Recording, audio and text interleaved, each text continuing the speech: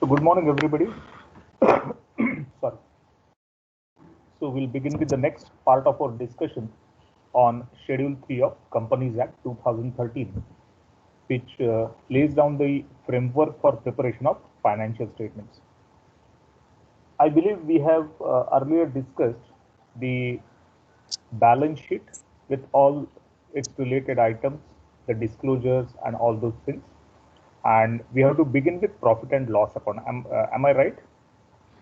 Yes, sir. So the entire balance Yes, sheet is sir. covered. Yeah. So let's go to the profit and loss account.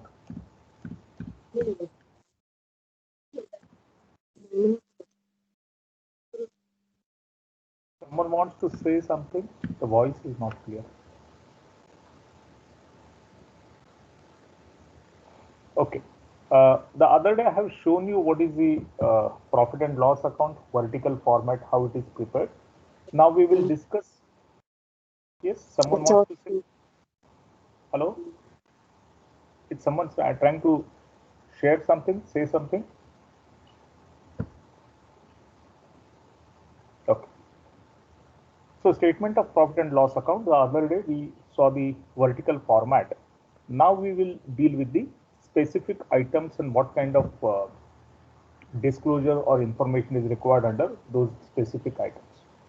So we start with the income side, and income side you will have two broad headings.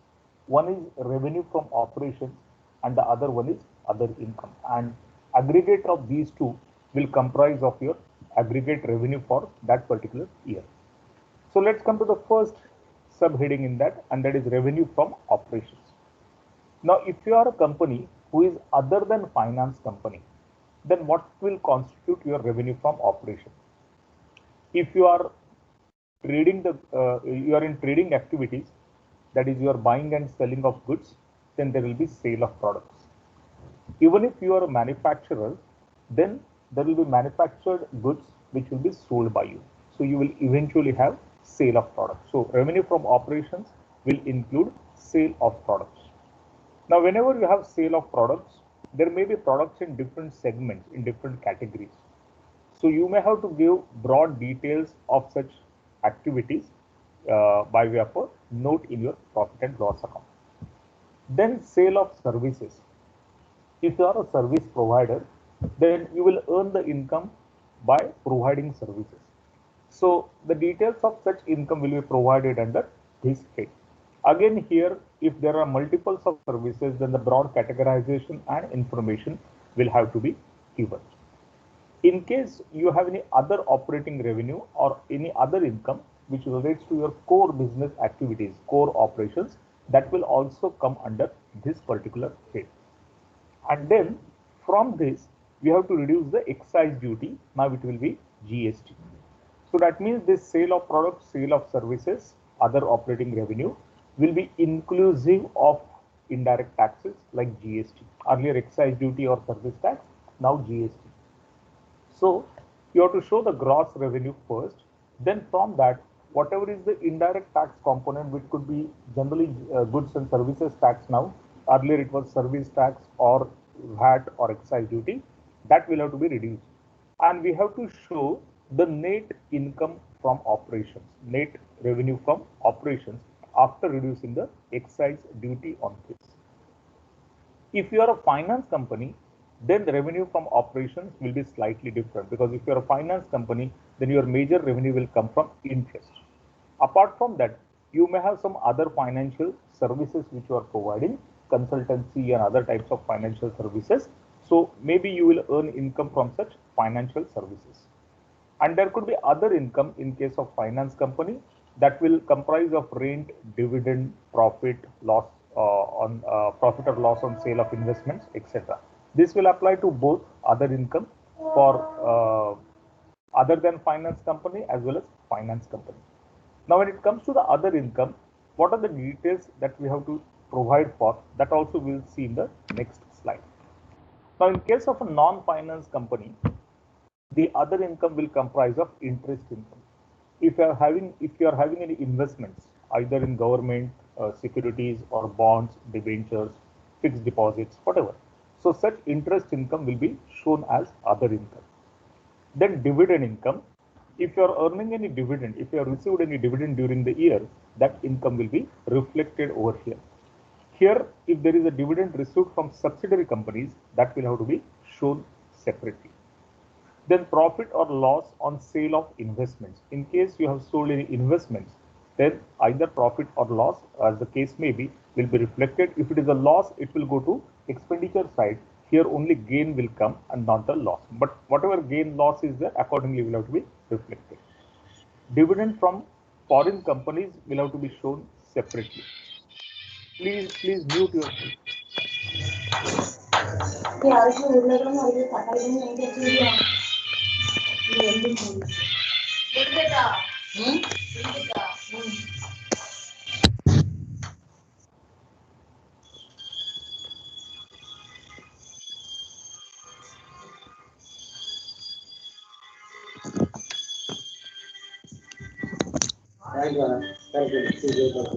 Who is Izaki Konar? Izaki Amal Konar, please mute yourself. What is this going on? Izaki Amal Konar, please mute yourself. I will otherwise remove you from the class.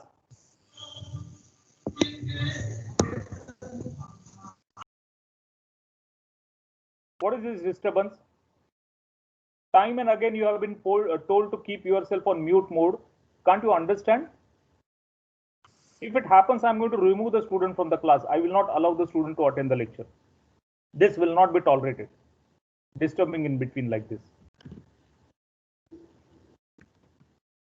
And in spite of telling you, make the same issues, raise the same issues time and again and disturb the classes.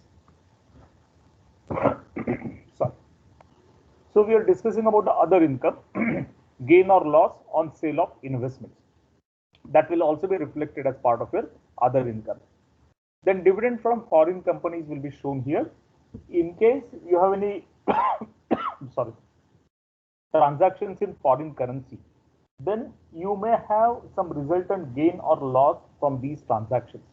And that gain or loss related to foreign currency transactions, out of that, if there is a gain, that will be reflected as a part of your other income. We have this topic, Accounting Standard 11, in next semester. So that time we will see how these transactions are accounted. And when you account for these transactions in foreign currency, it may lead to some gain or loss related to currency fluctuation. So that gain will be accounted for here. Then there is a specific guidance as to which items you'll have to disclose separately. And the guidance says any item of revenue which exceeds 1% of revenue from operations or rupees 1 lakh, whichever is more, that will have to be disclosed separately. So whenever you are disclosing any income, this yardstick, this test, you have to always keep in mind. You have to show all those items which are exceeding 1% of revenue from operations or rupees 1 lakh, whichever is more. So every time while disclosing the item separately, this test has to be applied.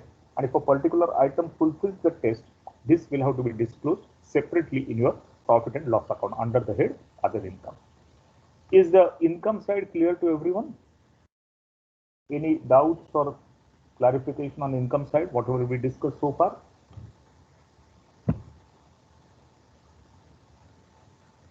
Can we go ahead? No, sir. Yes, sir. Yeah. Then we come to the expenditure side, expenses side. The first head on your expense side is cost of raw materials purchased under broad head. Now, if you see the heading carefully, it is raw material purchased. It is not raw material consumed, because that part has to be shown separately. So cost of raw material purchased under broad heads. If you have multiples of heads under which raw materials are purchased, then maybe broad details will have to be given for such raw materials which are purchased. Then purchase of stock in trade, again under broad heads. If you are in trading activity, then your purchase of stock in trade will have to be shown separately, and this will be again under separate broad heads if you are having multiples of items in your stock in trade. Then changes in inventories of finished good, work in progress, and traded items. Now here this is different than what we normally used to do earlier in vertical statements. Here we have to show change in inventories. Change in inventories in a sense, whatever is the difference between opening stock and the closing stock, that will be shown as part of your change of inventory, and that will be shown here in respect of finished goods, work in progress, as well as traded items. Then the next heading is employee benefit expenses. So employee benefit expenses will constitute various items which will fall under this head. First, it will be salaries and wages. So your regular employees to whom you are either paying salary or wages, that will come under this head. Whether these are temporary employees, whether these are permanent employees, that will not make any difference. The entire salary and wages related cost will be captured under this head. Now you may provide some additional benefits to your employees. That will include a provident fund or employee state insurance benefit, etc. So you may have to make a contribution as an employer to these funds. So whatever contribution you are making to these funds as an employer, that contribution will also be reflected under employee benefit expenses, that is contribution to provident fund and any other funds. Any other fund will also include superannuation or retirement benefit funds. It will also include gratuity funds, whereby you are contributing to a gratuity fund, and eventually when the employee retires, he will get the gratuity from the concerned fund. So all those contributions for employee benefit will be shown here. Then expenses on employee stock option plans. In case you are offering any benefit to employees in the nature of employee stock option plans, where the employee, based on his performance, based on his appraisal, becomes eligible to buy certain number of shares of the company at a predetermined or price to be worked out as per the predetermined formula. So if any expenditure relates to such scheme, then that will be included here. Any other staff welfare expenses, you may provide some other benefits to employees which are in the nature of staff welfare expenses. For example, you may provide medical insurance to your employees. So that is additional cost for the company, and that will be in the nature of staff welfare expenses. If some transport facilities are provided, food is provided during working hours, canteen facilities provided, if there is a life insurance or personal accident insurance taken by the employer, where the employee will get the benefit and employer will make the payment of insurance premium. So these are all in the nature of staff welfare benefits. So that will also come under the same head. Now, many times there is a practice of paying incentive or bonus to the employees based on their performance. Any incentive, bonus, etc. will also come under same head because it is part and parcel of your salaries and wages. So any benefit of such kind will be covered under the same head. In some cases, you pay remuneration to the directors also.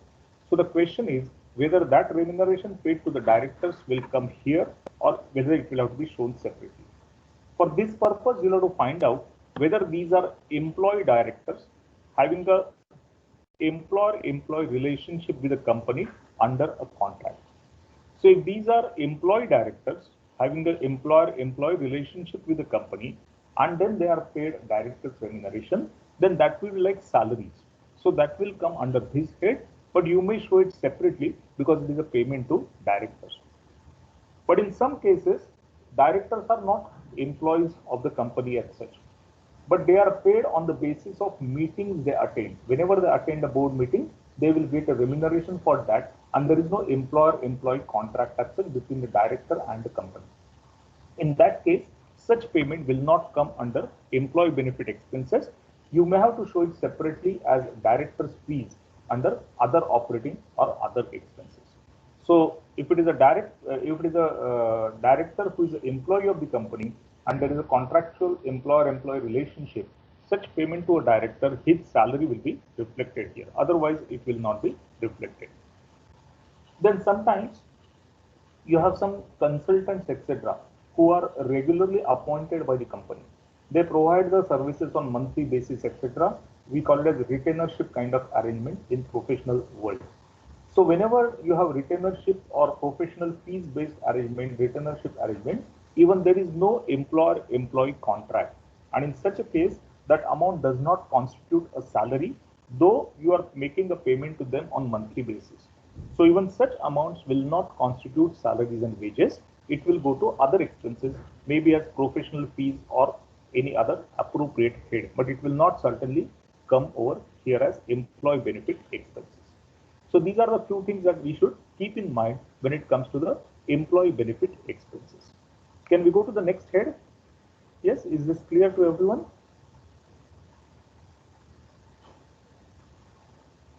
Yes? Any queries so far? Oh, okay.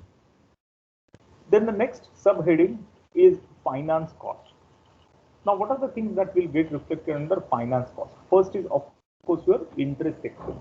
Now, your interest expense may be on a variety of borrowings. It could be term loans, it could be cash credits or overdraft, or any other such facilities. So, any interest expense related to such borrowings, etc., will be shown under broad heads over here.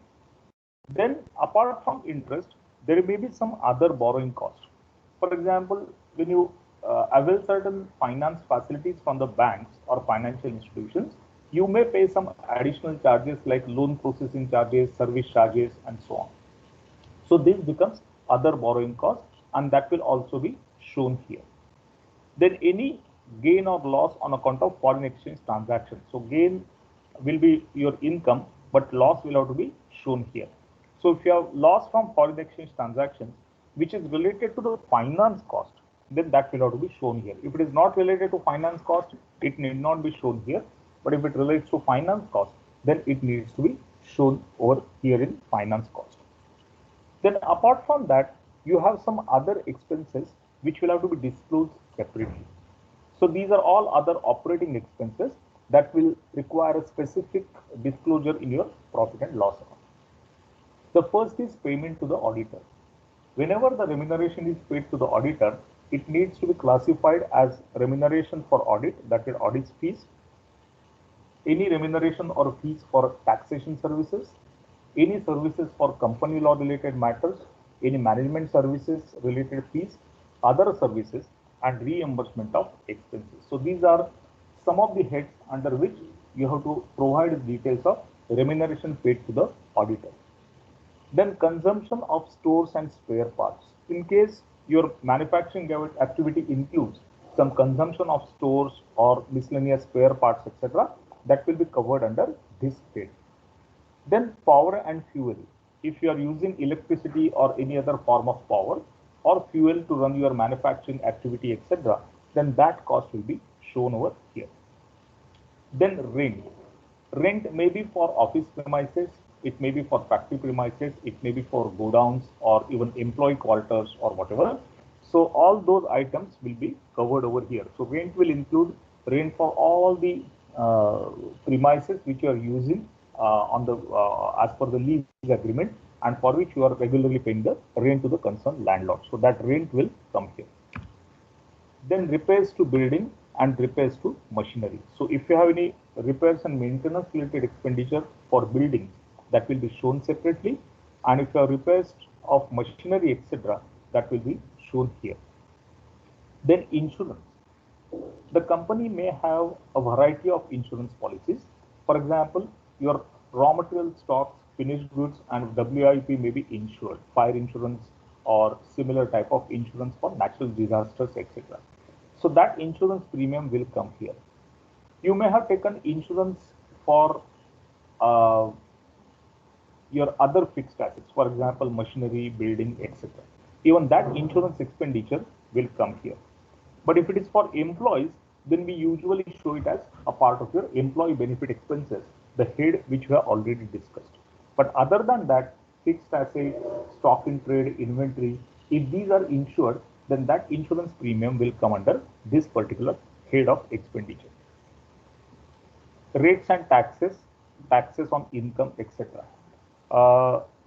If you are paying any rates, taxes like property tax, etc., then that item will also come over here. Loss on foreign exchange transactions other than finance cost. If you have incurred any loss in foreign currency transactions due to fluctuations in foreign currency rates, then that loss will be reflected here if it is other than the finance cost. If it is related to finance cost, we have a separate head, but other than finance cost, it will be reflected over here. Then miscellaneous expenses. Any other miscellaneous expenses which you have incurred in carrying out your business activity, those can be reflected under this particular head. You may provide specific heads for that. And one very important disclosure related guidance note is available in schedule, which says that any item of expenditure which exceeds 1% of revenue from operations or rupees 1 lakh, whichever is more, will have to be shown separately. So while showing the expenses separately, you have to again apply the yardstick. If the expenditure is such, if the amount of expenditure is such that it is exceeding 1% of revenue or rupees 1 lakh, whichever is more, then that will have to be distinctly shown in your profit and loss account under this particular head. So this criteria has to be used when you show other items of expenditure under this. Is the concept clear to everyone? Mandatory requirements? Yes? No, sir. Yeah. Now, if you recall the profit and loss account format, I'll take you to the format again after some time. There you can see three separate heads. One is exceptional item, extraordinary items, and prior period items. So we need to understand what these items are. Firstly, the exceptional items. Exceptional items are either income or expenses which are related to your ordinary business activities. They are part of your routine business activities. But its size or nature or incident makes it relevant to explain performance of the company. What it means is either the quantum of income or expenditure or happening of that particular event has to be informed to the readers of financial statements, or nature of that is such that it needs to be informed to the readers of financial statements, and therefore these exceptional items will have to be shown separately in profit and loss account. It could be either income or expenditure as the case may be, but that needs to be shown. For example, when you are writing down the stocks to net realizable value, and if there is a loss arising from that, then this will be one item which will be shown as exceptional items considering the quantum involved. If it is a large quantum, if it is a significant quantum, that will have to be disclosed. Provision for restructuring costs. In case the company is running losses, have some financial problems, and you are in the process of restructuring your activities. So when you are restructuring your activities and if any associated cost is involved, that will have to be shown here.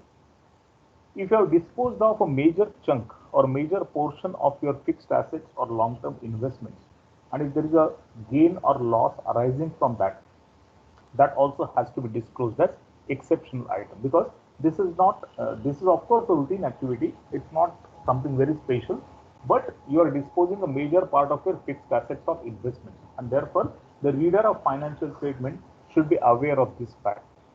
Then legal changes with retrospective application. Now sometimes there are legal changes which govern the company, and because of those legal changes there may be an income or an expenditure which will be reflected in your profit and loss account. That will have an impact on your profit or loss. So whenever such things happen, those items of income or loss, as the case may be, will have to be shown separately in your profit and loss account. For example, a few years back, there was a major change in Companies Act with reference to the calculation of depreciation. And the year in which the new method was introduced, it was possible that there was some excess depreciation or shortfall of depreciation of earlier period that was required to be accounted in that year. Now, in that kind of a scenario, this becomes an exceptional item to be shown separately. Then any loss or cost of settlement of legal cases. You might be having some legal cases against the company, and whenever these cases are settled or finally decided, if you are incurring any loss on settlement of these cases, that also needs to be shown separately in your profit and loss account under exceptional items. So these are exceptional items which actually rise from your ordinary business activities. These income and expenses are actually from ordinary business activities, routine business activities, but either their quantum is substantial or their nature is different, and therefore reader should know, or reader should also know that such activities have happened in a different way, and therefore such incident has to be reported to understand the performance of the company, and therefore these will be reflected as part of your exceptional items. Then extraordinary items. Extraordinary items are those activities which are distinct from normal business activities and they are not expected to recur. So there may be gain or there may be loss related to extraordinary items. And under extraordinary circumstances, because of certain events, either there is a gain or there is a loss. So this loss will have to be shown separately under the head extraordinary items. For example, if there is a major damage to machinery or other fixed assets due to flooding or those kind of natural disasters like earthquake, etc., then this is not related to your normal business activities, right? But there is a substantial loss arising from such because your machinery is damaged or your premises factory is damaged and so on. And these are not generally expected to recur in future. Maybe because of some reason, either the flood or earthquake could have happened, and therefore that loss has occurred. So this will become an extraordinary item of loss or expenditure that will be reflected separately in your profit and loss account. And the last one is prior period items. Prior period items are those which arise in current period due to errors of omission or omissions in the earlier period. See, when you are finalizing your financial statements, you have a cutoff date. And on cutoff date, you account for all the transactions, that is on 31st March, the closing date, including accrual and income of all the relevant items. It is possible that some items may be omitted because of whatever reasons. Either you didn't have the information or at the time of finalization that information did not reach the company or some other reason. So that particular item was not considered or omitted in that particular period. Now this particular item may be accounted for in subsequent period because now you have the information of either that income or expenditure. So when you account for that in the subsequent period, it becomes a prior period item. So in the subsequent period, the prior period item will be accounted for, and if it is a major substantial amount, then that will have to be reported here. If there is a minor amount of such omission, etc., that may not be reported. If the amount is significant, then usually that amount is reported over here as a separate item. Are you clear about exceptional, extraordinary, and prior period item? Yes? These three items are clear to you? Yes. Okay. Yes, sir. Yeah. Then accounting for tax provisions. This is one major area that we need to discuss separately.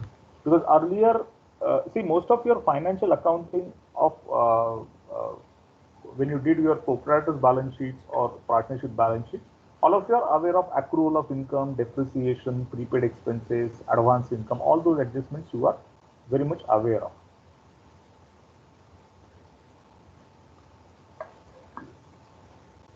But in those cases, we did not have any accounting for tax related matters, which becomes mandatory when you are preparing the balance sheet of a company, when you are preparing the financial statements of a company.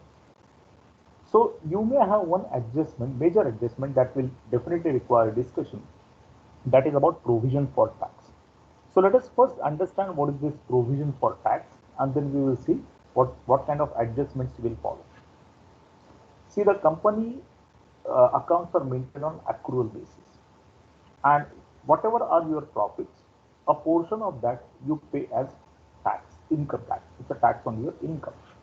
So whenever you are closing the accounts for a particular year, you have to estimate what is going to be your income tax liability for the year based on those profits. And for such income tax liability, we create a provision. We call it as income tax provision, or we call it as current tax provision. If you see the profit and loss account format, it is reflected there as provision for current tax.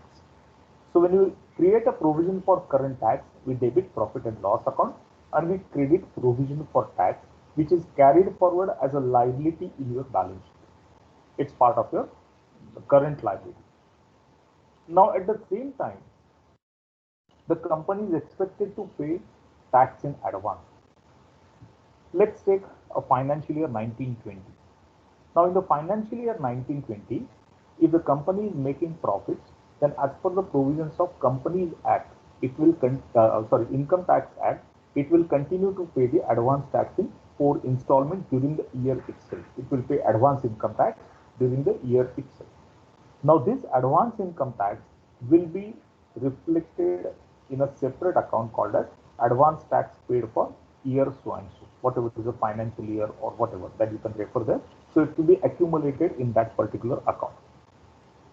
Apart from that, there will be some deduction of tax at source on its income. For example, if the company is having fixed deposits with bank, the banker is paying interest.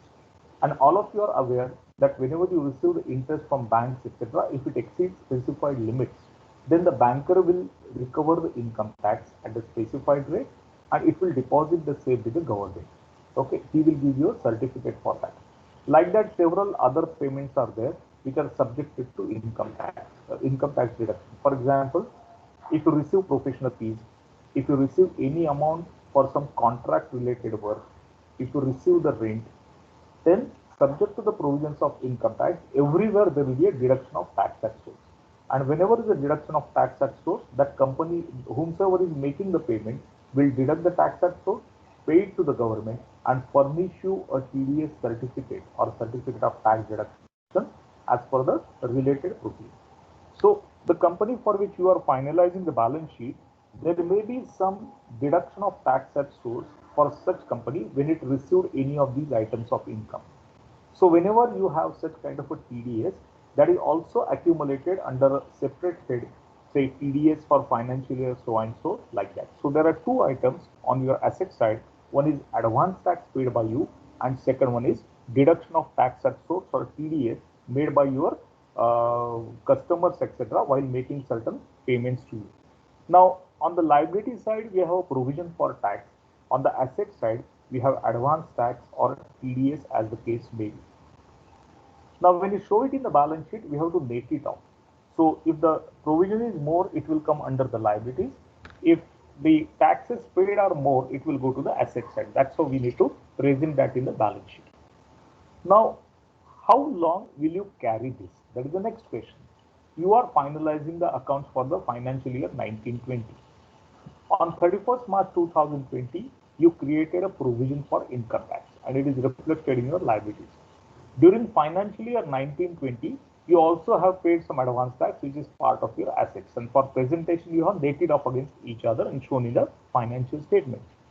So the question is, how long you will carry forward these two balances? And the answer is till the income tax department completes your assessment. In income tax, we have seen what is the concept of assessment. So whenever the assessment is complete, till then you will have to carry forward the provision account separately and you have to carry forward advance tax or TDS account separately. Now, when your completion of assessment happens, there are three scenarios which you can visualize. Either there is no further tax payment. That means whatever taxes you have paid are sufficient to take care of your liability and you are not supposed to pay any further tax, neither you are going to get any refund from tax authority. Second thing that may happen on completion of assessment is you may have to pay further tax. So you will have additional tax liability which you will have to settle. That could be the second possibility. And a third possibility, you will get a refund of tax. That is the third possibility. So at the time of completion of assessment, you may face any one of these three possibilities. And whenever you face any one of these three facilities, you will have to that time account for appropriate liability and provision for tax and advance tax and TDS. All that will be set off against each other. So till such time the assessment happens, we are not going to touch these accounts. It will be still carried forward in the balance sheet. One item on the liability side, that is provision, and the other item on the asset side as a part of your advance tax or TDS. But for final presentation, we net it off and show either on the liability or asset side. Until how long we carry forward this? We carry these items forward till such time your assessment is completed. And when the assessment is completed, we have to pass certain entries for this. So we will discuss separately when we go to a particular question as to what kind of entries will be passed for this. Right now, I will not discuss the accounting entries. but I'm just explaining the background material for this. So when we do the sums on this, you are clear as to what kind of accounting entries are required. That time we will see based on this background. So are you clear about the basics of tax provision and related issues? Yes? Yes, sir. Yes, sir. It's Yes, clear. sir. Okay, fine. Yes. So that also we have discussed about tax provisions. Now with this, the actual discussion on format of balance sheet and P&L account comes to an end. Okay. So what we will do is we will again have a relook at profit and loss account, because we have just discussed profit and loss account. So we will see that, and then we will also see how the notes to the accounts are prepared, because I told you for balance sheet and P&L account, for every item there is a separate note. So we will see what are the contents of those notes also. Okay. Any questions so far? Yes.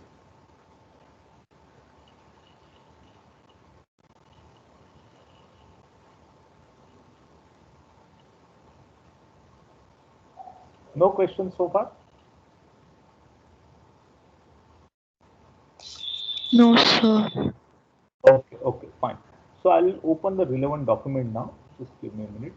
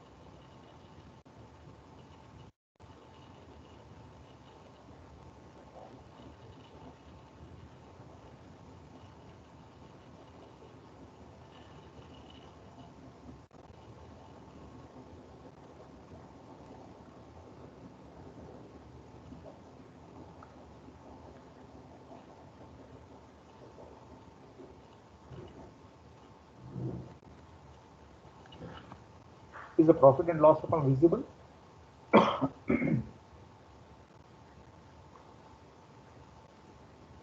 Hello? Yes, yes. Yeah, yeah. So these were the items that we had discussed so far. This is how it will be presented in the balance sheet. Revenue from operations, then other income. We saw discussion for that. Then cost of materials consumed, purchase of stock in trade, changes in inventory of finished goods, etc. Work in progress, stock in trade, all changes in those. Then employee benefit expenses, depreciation, amortization, and then other expenses. So this is how the items will come in your profit and loss account.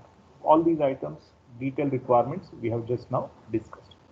Then after this, you will have total expenses and profit before exceptional and extraordinary items. And then you will show exceptional items, extraordinary items, and that will be followed by profit before tax. Once you have profit before tax, you will have provision for both current tax as well as deferred taxation, and then you will have profit or loss after tax from your continuing operations.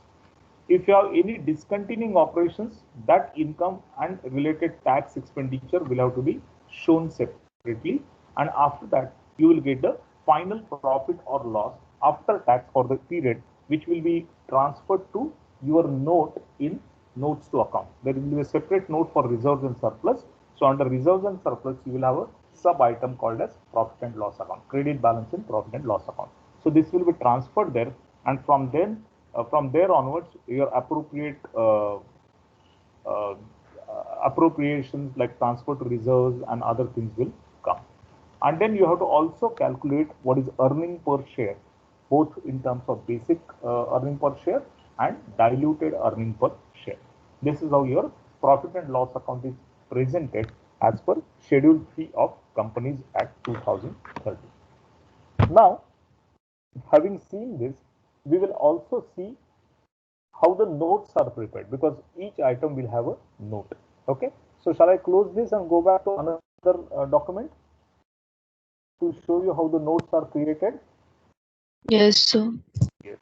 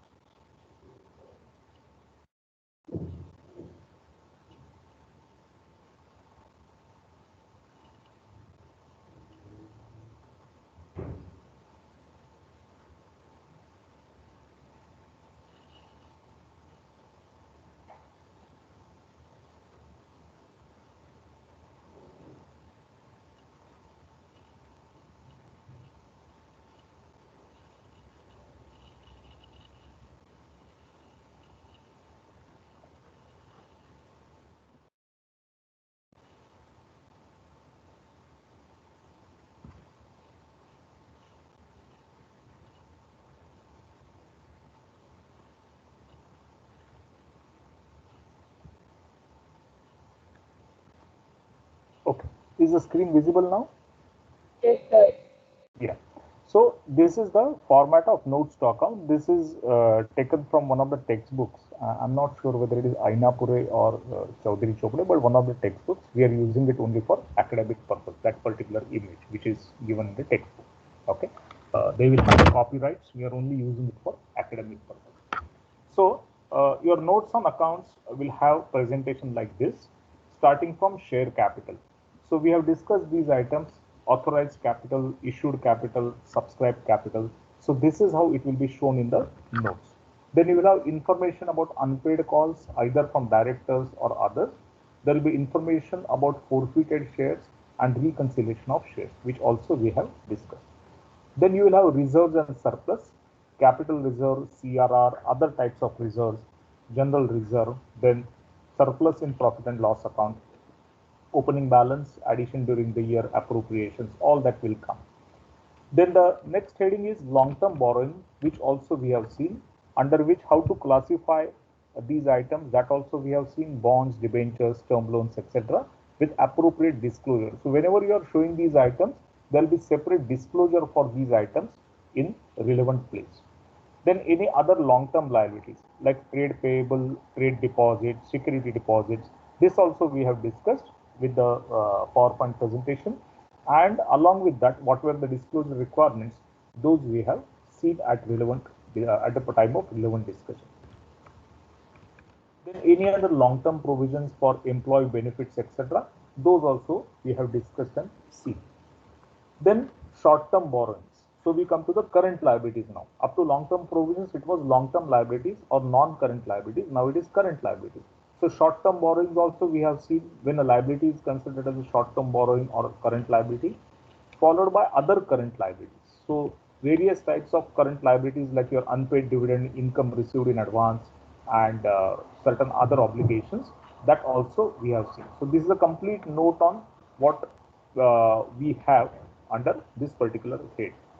Then short-term provisions, any other short-term provisions for employee benefits or other types of provisions, etc., including taxation, provision for tax. After this, you have the notes for asset side. So asset side, you have to show the details of tangible and intangible assets. So we have seen this particular headings, all these headings, as to how the assets are shown in the balance sheet. Then that will be followed by a note on non-current investments. So various types of investments, we have seen what disclosure requirements are there for these investments and how these are reflected under non-current investments. Then long-term loans and advances. So long-term loans and advances are also shown separately with the appropriate disclosure.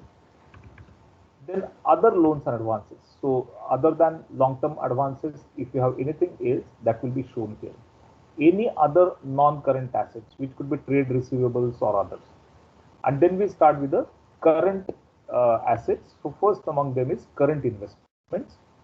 We have seen the bifurcation, it is same as long-term investment. Then next is inventories under various heads, trade receivables or your debtors under various heads and with proper disclosures, cash and cash equivalent. This is how it will be shown in the balance sheet. We have seen which are the accounts, which are the details to be shown. Any other short-term loans and advances. So those will be shown as part of current assets. Any other current assets other than this. Okay. So that last item will be your other current assets, which will fall in this category. Then revenue from operations. So here onwards, we start with the notes on profit and loss account. So just now, whatever we have discussed, details of sale of products, services, other operating income, less excise duty, all that will come here. Then other income. Any other income like interest, dividend, profit on sale of investments, etc., that will be shown under other income. Then cost of materials consumed, raw materials, other components, purchase components. Then change in inventory, opening stock list, closing stock. WIP, same way, opening stock list, closing stock, and even traded items, opening stock list, closing stock. That's how we show the change in inventories or change in stocks. Then employee benefit expenses, whatever we have discussed so far, various subheadings under which you can show the entire all the details of employee benefit expenses. Then finance cost. We have just now discussed what will go under the head finance cost. So those details will come in this one. And then any other item of expenditure, the last one, we have seen broadly what is included here and what the requirements are. So these are the relevant expenditure items that will go in other expenses. So like this, you will have a long list of all these items, which will be properly divided into the notes, and these notes will be appended to the profit and loss account or the balance sheet as the case may be. And finally, you will have a note on contingent liability and commitments. Okay, so these contingent liabilities and commitments is the last note. This also we have discussed what is meant by a contingent liability, what is meant by a commitment, and how these details are to be provided in the balance sheet of a company. Okay, so this is how the formatting will have to be done. Okay, so with this we will conclude today's discussion. Okay, we'll spend couple of minutes for couple of other instructions, and then we will conclude the lecture.